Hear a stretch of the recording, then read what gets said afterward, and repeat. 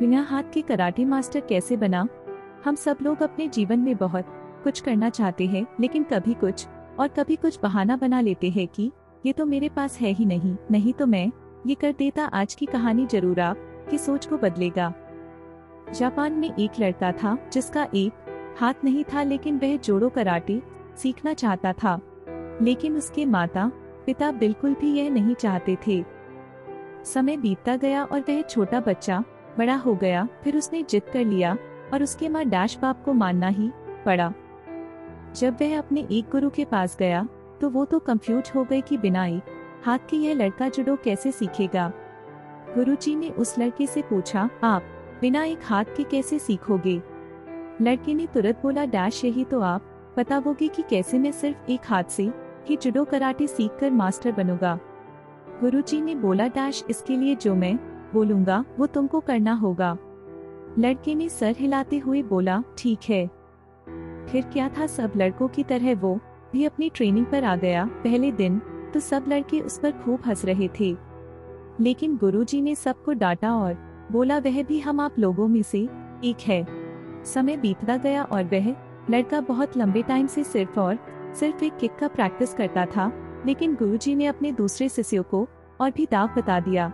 वह लड़का परेशान हो गया और एक दिन गुरुजी से बोला, आप सबको कुछ नई चीज रोज बताते हो और मैं अभी भी सिर्फ एक ही किक सीख रहा हूँ। गुरुजी हंसे और बोले, तुमको मुझ पे भरोसा है कि नहीं? लड़का बोला, तभी तो कर रहा हूँ।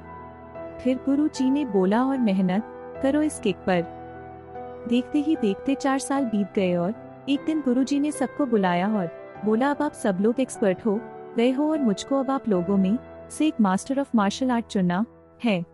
सब बहुत खुश थे, लेकिन एक हाथ वाला लड़का बहुत ही दुखी था। गुरुजी उसके पास गए और बोले, यही वो मौका है जो तुमने 4 साल में सीखा है उसको दिखाने का। फिर क्या था, उस लड़के के अंदर कॉन्फिडेंस आ गया। फाइट स्टार्ट हो गया और उस लड़के ने एक एक करके सबको हरा दिया और वह खुद बहुत सरप्राइज था कि उसने ऐसा कैसे कर दिया।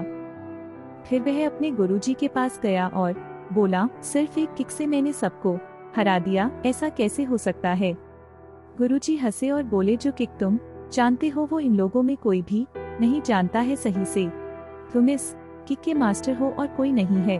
गुरुजी की बात सुनकर उस लड़के की आंखें भर आई कि आज उसका यह सपना पूरा हो गया। इस कहानी से हम लोगों को यही सीख मिलता है कि अगर आप अपनी लाइफ में कुछ करना चाहते हैं तो आपको मेहनत करनी पड़ेगी, उस लड़के की तरह।